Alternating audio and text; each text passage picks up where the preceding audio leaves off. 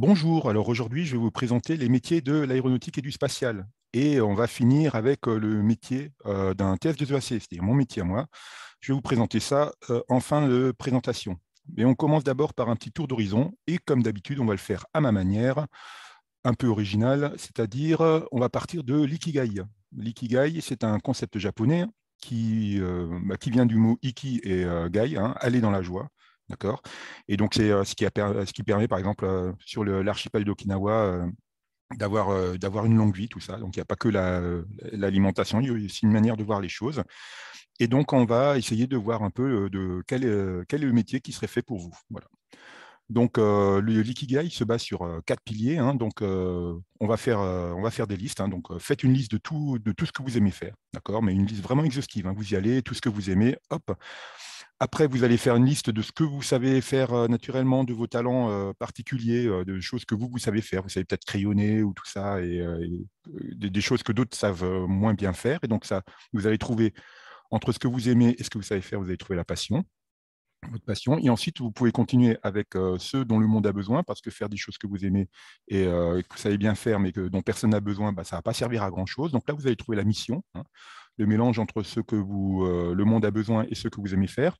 Et on finit avec le quatrième pilier qui est pourquoi les gens en paieraient, d'accord. Donc, qui va vous donner donc votre vocation et votre profession. Et tout ça, si vous arrivez à trouver quelque chose que vous aimez, vous êtes bon pour faire ça, vous avez un talent naturel pour faire ça, le monde en a besoin et en plus ils sont prêts à payer, ben voilà, vous avez trouvé votre ikigai, d'accord. Donc ça, on part du général comme ça. Mais quand on a fait cette liste-là, on n'est pas encore complètement dans l'aéronautique, on n'a pas fini le tour. Donc, on continue et on va hybrider les métiers. D'accord. Donc, euh, premier concept, l'ikigai. On va voir ce deuxième concept qu'on pourrait appeler l'hybridation. On va essayer de mixer les choses entre elles.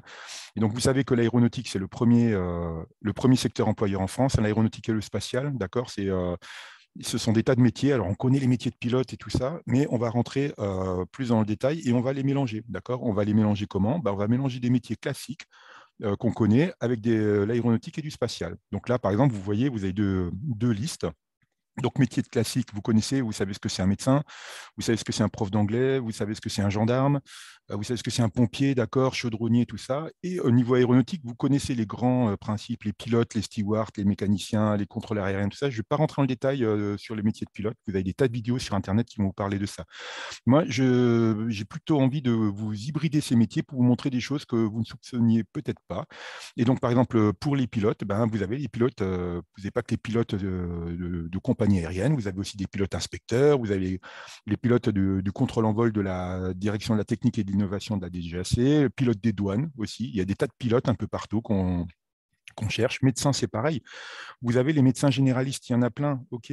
Mais il y a des médecins généralistes qui sont spécialisés dans le renouvellement des licences de pilote et qui donc se font un peu plus plaisir avec de temps en temps, pas que soigner des gens, mais aussi vérifier qu'ils ont toujours l'aptitude pour piloter.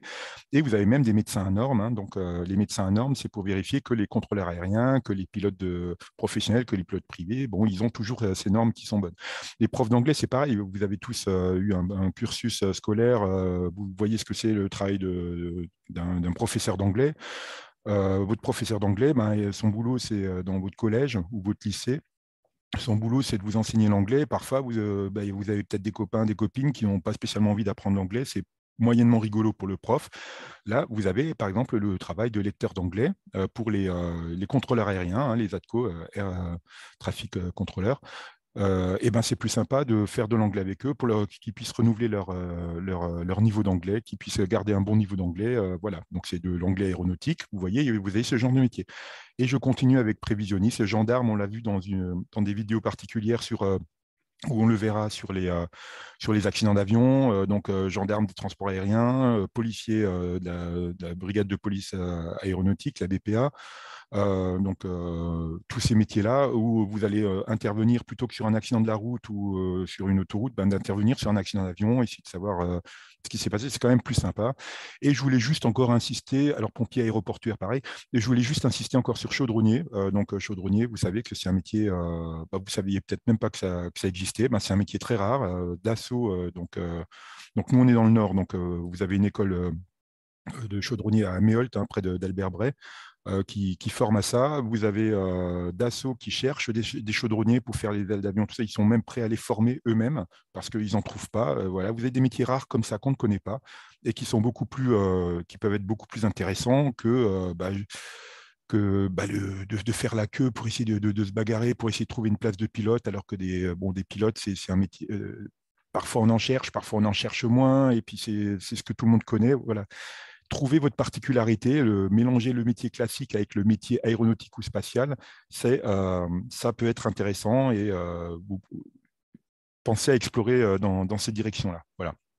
Donc, je vais terminer sur les métiers de la DGAC parce que c'est ça que je connais le mieux et qui m'intéresse le plus. Alors, je vais vous présenter 4 métiers techniques, hein. Alors, le premier, c'est ingénieur du contrôle et de la navigation aérienne, du contrôle de navigation aérienne, donc ICNA. Donc, ce sont les aiguilleurs du ciel, hein, qui sont spécialisés là-dedans. Donc, c'est un concours niveau Bac plus 2, d'accord, en général après Maths Sup, Maths P. Vous avez donc ce concours qui fait partie de la banque, comment il s'appelait, concours commun INP, voilà. Et ensuite, vous avez le métier d'I2AC, ce sont les encadrants de l'aviation civile, pareil, qui sont sélectionnés sur le même concours, d'accord, avec toujours à chaque fois l'option fonctionnaire. Et vous avez un concours spécifique, le métier d'IESSA, ce sont les ingénieurs électroniciens des systèmes de la sécurité aérienne, donc qui recrutent aussi, hein, dans la DGAC, qui vont s'occuper de l'entretien des outils du contrôleur, de la programmation, de la recherche du développement dans tout ce qui est outils du contrôle aérien, mais aussi tout ce qui est moyens de navigation, les VOR, les ILS, ce genre de choses. Voilà. Et je vais terminer enfin sur le métier de TS2EAC. Donc, c'est quoi TS2EAC? C'est technicien supérieur des études et de l'exploitation de l'aviation civile. Donc, c'est mon métier à moi. C'est un concours niveau bac, hein. Nous sommes près de 2000, hein, en France à faire ce métier-là. Et donc, pour faire ce métier, pour faire ce concours, donc niveau bac, hein, scientifique, euh, si vous voulez des informations, les inscriptions, c'est en général à l'époque de Noël, Nouvel An. Donc, c'est un peu maintenant c'est pour ça que cette vidéo sert maintenant. Pour ceux qui seraient intéressés, donc vous passez le bac cette année, vous pouvez faire le concours. Et si vous avez le bac et le concours, vous rentrez ensuite dans la formation GSEA.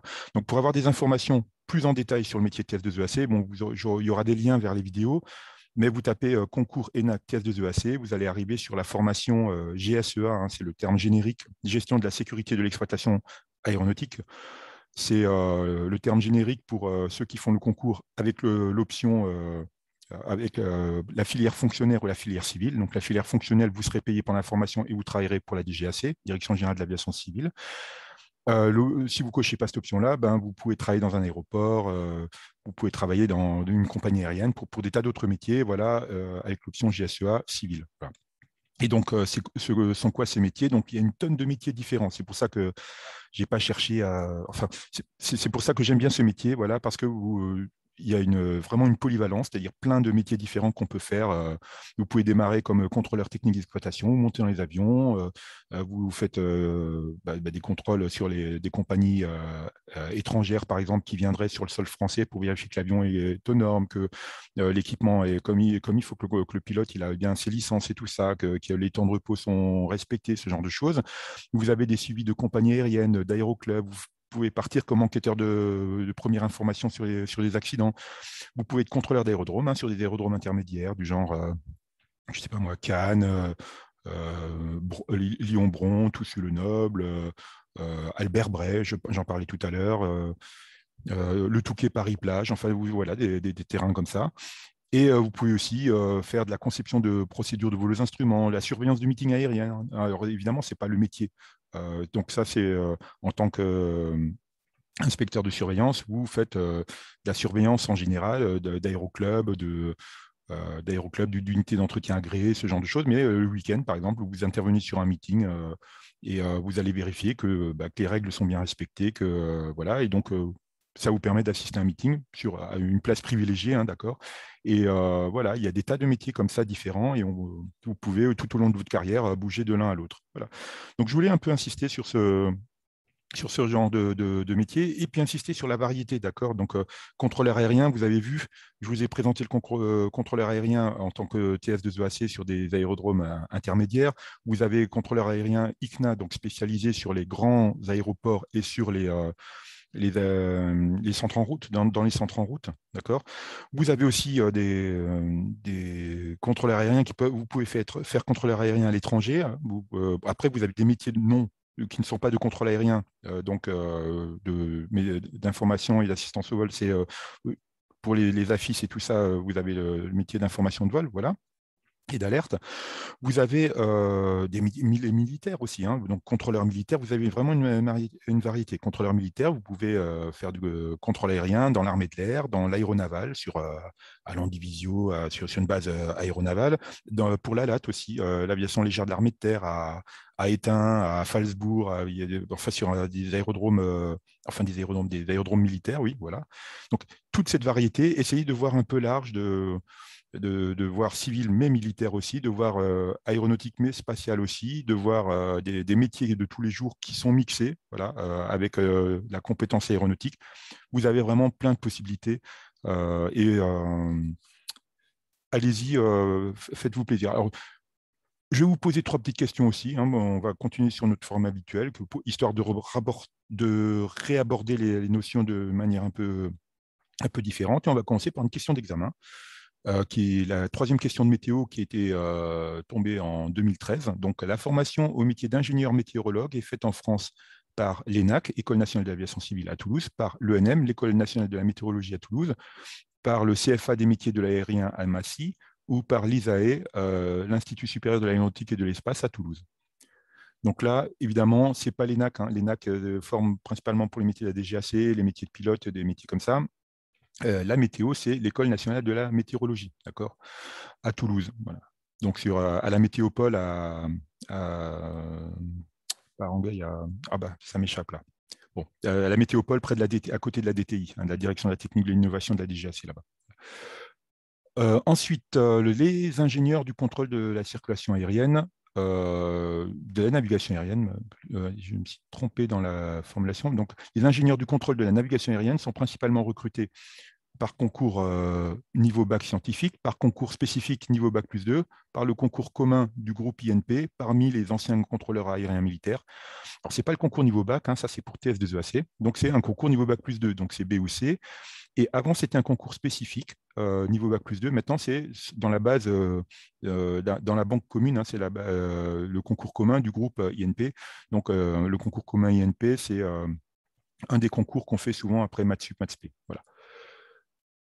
Et enfin, voilà, donc dernière question, lequel de ces métiers n'est pas un métier exercé par les TS2EAC? Donc, contrôleur de la circulation aérienne dans un centre de contrôle en route, inspecteur de surveillance chargé du suivi de l'homologation des aérodromes, enquêteur de première information sur les accidents d'aéronefs, concepteur de procédures de vol aux instruments.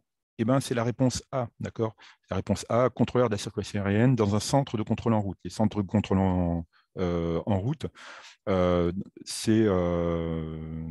donc ce sont les ICNA, les ingénieurs du contrôle de la navigation aérienne, qui travaillent dedans, d'accord, qui rendent le service du contrôle en route, d'accord. Les tests de EAC, c'est que sur les aérodromes de moyenne importance.